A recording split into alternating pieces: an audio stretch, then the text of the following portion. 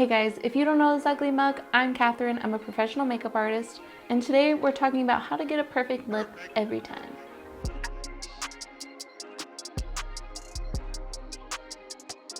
I'll make a whole video talking about different kinds of lipsticks and lip liners and lip primers and everything like that, but for this tutorial, let's just jump right in. You want to start with prepped, hydrated lips. If your lips are flaky, you can do a lip scrub first, then put on a pretty heavy lip balm or a lip mask. Leave that to absorb while you do your makeup, or if you're not wearing makeup, 5 to 10 minutes, depending on how dry your lips are.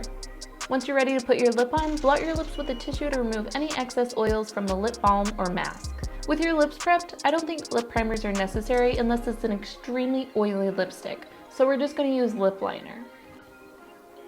I'm going to make an X on my Cupid's bow, allowing me to keep both sides even and symmetrical as possible. Now we can decide what shape we want. My lips have a natural point to them, but I prefer a rounded edge, so I'm just going to round that out and do one smooth stroke to the inner corner of my mouth. The trick to smooth lines is to do one continuous line versus small strokes. For the bottom lip, try to use the edge of the pencil to your advantage, laying it flat. Give yourself a marker in the middle of your lip for both sides to meet, and start lining from the inner corners of your mouth. You can smile to make it easier to line, but just know that once you release your smile, that is going to fall and then the line won't be as straight. Now that you have your lips outlined, you can check its shape. Nobody's lips are even, and I always end up making one side rounder than the other, so what you can do is tilt your head down in the mirror and it'll show you if you've done that. Then you can fix any mistakes.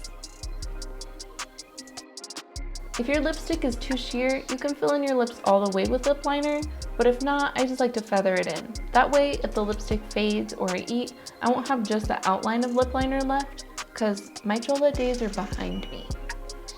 Now we can put our lipstick on. If you're doing this for yourself, you can use it straight from the bullet or whatever kind of applicator it is, but if not, scrape some off onto a palette or use a lip applicator and be sure not to double dip and apply. We want to apply in 4 simple strokes.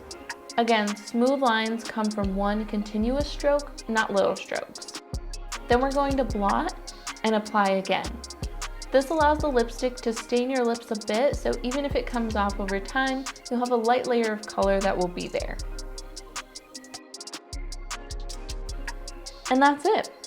I hope these tips help you out, and until next time, like, subscribe, and share to the ugly mugs in your life.